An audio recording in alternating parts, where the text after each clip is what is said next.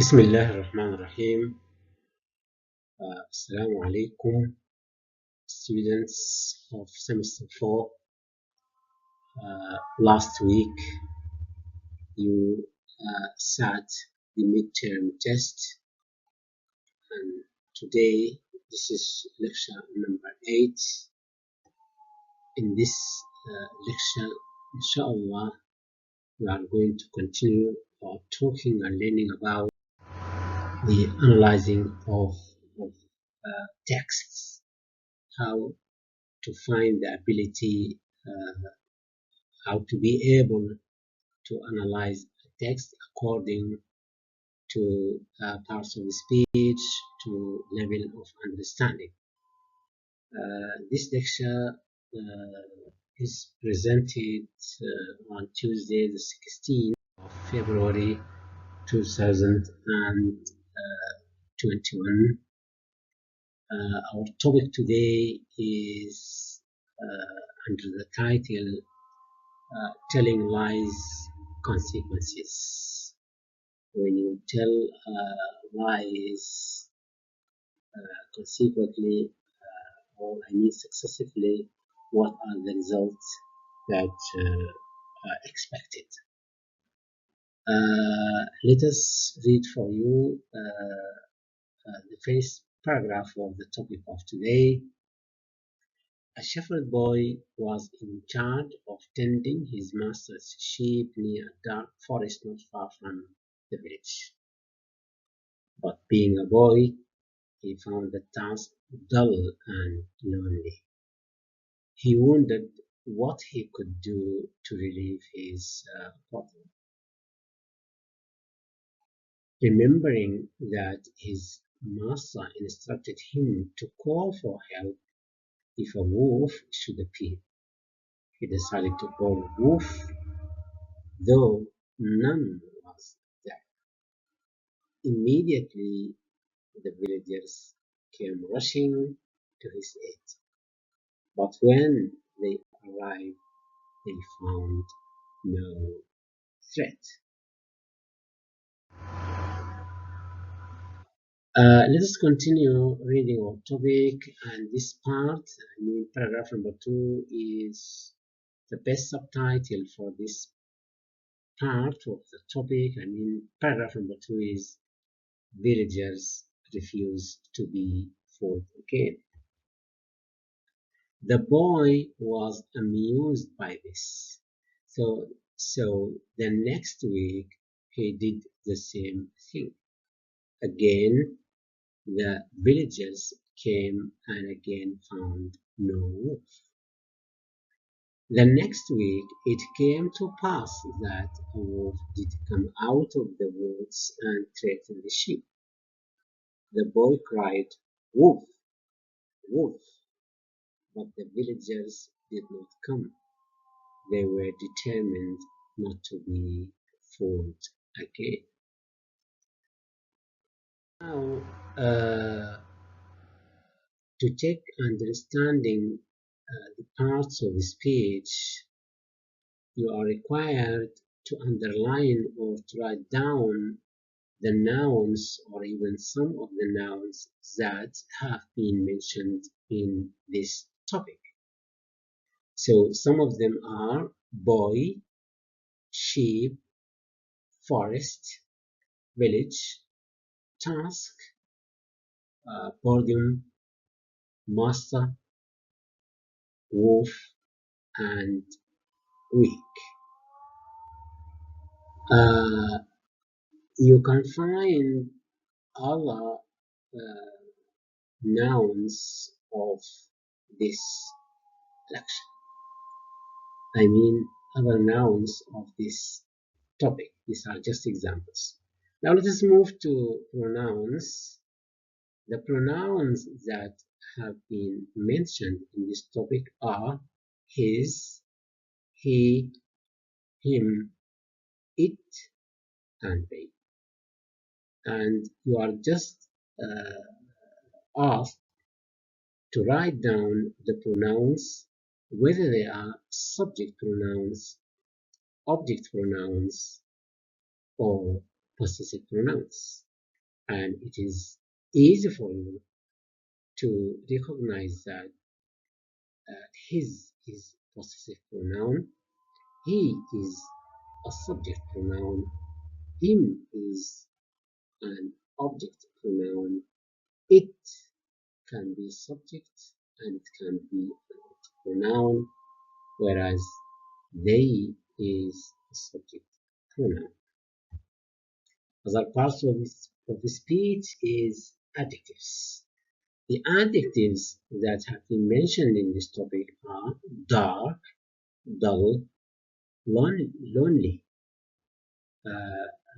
You can find other adjectives if you read carefully and if you follow the lines carefully.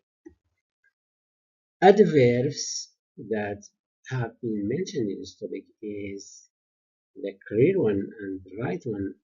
I mean the ones that you can recognize, and it is recognizable is the word immediately. It is an adverb. And in our past lectures, I always told you that the adjective always describes the noun, whereas an adverb describes the verbs. The prepositions that have been mentioned in this topic are in, of, to, for, and you can find extra prepositions in this lecture. Another parts of the speech are prepositions. They have already mentioned. They are in, of, to, for, and else. There are present verbs. I mean verbs that express the time present or the present time. Some of them are call, appear, relieve, come, and threaten. The past verbs, I mean verbs that describe time in the past, are was, found, wounded, instructed, decided, could, came, and were. Let us move to another corner, that is active and passive sentences that have been mentioned in this topic. Let's start with the active sentences. The first active sentence is he found the task dull. Remember, we call the sentence active if I can recognize the subject. If the subject of the sentence is active, I can point it, I can recognize it, so the sentence is active. So he is a subject pronoun, found is past tense, past verb, the past of find, and the task is an object, and dull actually is an adverb. Is an adjective. Dull, task, dull. It is dull task. Another sentence that it can be easily recognized, or it is recognizable, is that it is an object verb is, of course, the verb or the sentence his master instructed him. Again, his master. This is a possessive pronoun, and the noun master, this is a subject, instructed the verb, and who is an object. So this sentence is an active sentence because I can recognize the subject, that is his master. Another sentence, another active sentence, I mean, is they found no threat. They is a subject pronoun, found is the verb in the past, and threat is a noun, no threat. They didn't find any threat. So I can point to the subject, I can recognize the subject. So this sentence is active. and these three sentences are active sentences. Another sentence is he did the same thing. He did the same thing. He is a subject pronoun and did in the past, and the same thing is the object. So I can recognize the subject in the sentence, that is he, subject pronoun he. So this sentence is active because I know the subject. The wolf threatened the sheep. Again, the wolf is a subject. So whenever I find a subject in the sentence, that means the sentence is active. It is active. Now to the passive sentences, there are two passive sentences in this topic. The first one is the boy was amused. No subject in this sentence. The boy is, as in English language, it is said the second subject.